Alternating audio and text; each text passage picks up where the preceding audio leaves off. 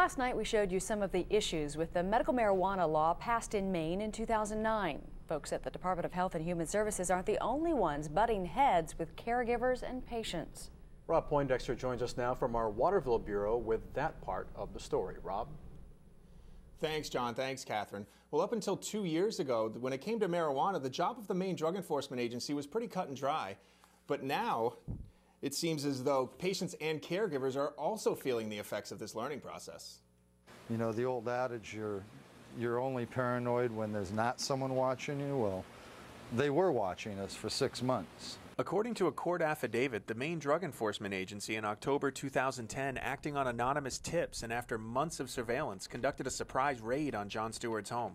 The agents say they didn't know at the time Stewart was a medical marijuana caregiver. Stewart also sells vegetables, eggs, and has a fish farm. We have a highway sign that clearly states we're a business. And yet, instead of treating me like a businessman and politely asking me some questions, they put my family under surveillance, served a search warrant, had numerous officers through my home, through my daughter's dresser drawers. They handcuffed me and questioned me for an hour because I grew a plant that I made no secret of. Roy McKinney is the director of the Maine Drug Enforcement Agency. Or was the DEA not aware that he was a caregiver at the time? All the facts known to law enforcement at the time would have been in the affidavit at that time. And we're speaking to, you have to remember, we're speaking to October 2010. There was no registry. Caregivers were not required to register with the state at that time. The system had not been in place. Stewart's wife, Cynthia Rosen, says the MDEA set up a potentially deadly encounter. Would they have shot him?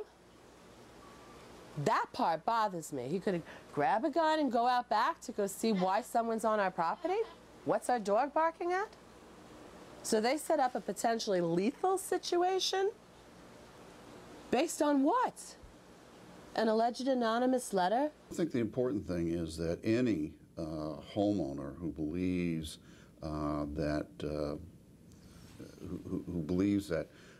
there's someone on their property, they need to call the police, not investigate such incidents by themselves. Stewart says the MDEA regional office also told him he could be charged with a federal crime for having his gun in his greenhouse. The Constitution of the State of Maine, Article 1, Section 16, the right of the people to bear arms shall never be questioned. It's pretty clear. I should be able to defend my greenhouse. McKinney says as long as the marijuana is legal and the person is allowed by law to have a gun, they're not breaking the law. The law is looking at that as now exempted conduct. Therefore, the weapon is not subject to seizure. Rosen and Stewart filed a formal complaint and have tried filing trespassing and theft charges against the MDEA agents. So I'm waiting.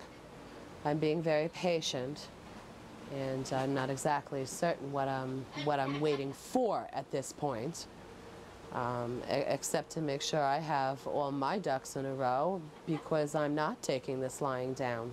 They spied on my family for 6.5 months. McKinney says in the future, the state registry system will help authorities.